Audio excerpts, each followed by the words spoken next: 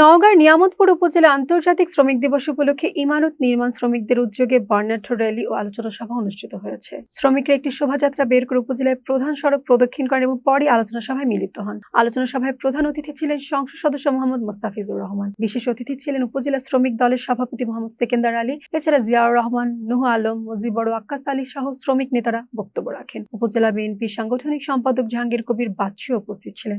বক্তারা বলেন, দেশের অবকাঠামো উন্নয়নে নির্মাণ শ্রমিকদের অবদান অপরিসীম হলেও তারা এখনো ন্যায্য মজুরি, নিরাপদ কর্মপরিবেশ ও সামাজিক নিরাপত্তা থেকে বঞ্চিত। শ্রমিকদের আবাসন সুবিধা নিশ্চিতে স্বল্প মূল্যে ঘর নির্মাণ প্রকল্প গ্রহণেরও দাবি জানানো হয়। প্রধান অতিথি শ্রমিকদের দাবি দেওয়া গুরুত্বের সঙ্গে বিবেচনা আশ্বাস দিয়ে জীবনমান উন্নয়নে সমন্বিত উদ্যোগ নেওয়ার প্রতিশ্রুতি দেন।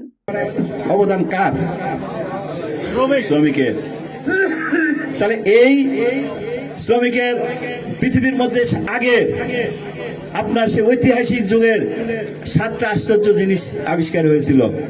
কোনটা কোনটা একটা নাম বলেন তো, সামনের দিকে থেকে বলেন। একটা আমি বলে দেব। একটা হলো ভারতের আগ্রার তাজমহল। সম্রাট শাহজাহান করেছে তার স্ত্রীর সমাধির উপরে। নাম শুনেছেন তো তাজমহলের? সারা পৃথিবীর লোক দেখতে যায়। কি লাগাছিল? 20,000 লোক 22 বছর ধরে পরিশ্রম করছে। ঠিক তো? তাহলে একটা গেল। চীনের প্রাচীর তার দেশ এবং দেশের মানুষের সুরক্ষিত করার জন্য বিশাল গ্রেট রোড প্রাচীর নির্মাণ করে কয়েক হাজার কিলোমিটার দুর্গম পাহাড়ি এলাকার মধ্যে দিয়ে। সেই দিনের রক্ত ঝরেছে, 10 লক্ষ শ্রমিক মারা গেছে ওই দুর্গম পাহাড়ি এলাকায় কাজ করতে যায়। সেটা তৈরি করছে কে? শ্রমিক। এটা দিলাম উদাহরণ। এই বাংলাদেশের মধ্যে আমরা বিল্ডিং এ তাকায়, নিয়ামত থাকে বিল্ডিং দেখে বলো কে এবং ফাইন বিল্ডিং খুব সুন্দর লাগছে। এই শ্রমিকেরই অবদান, এই নির্মাণ শ্রমিকের অবদান। ঠিক না ভাই? ঠিক। এরকম শয়ে শয়ে উদাহরণ।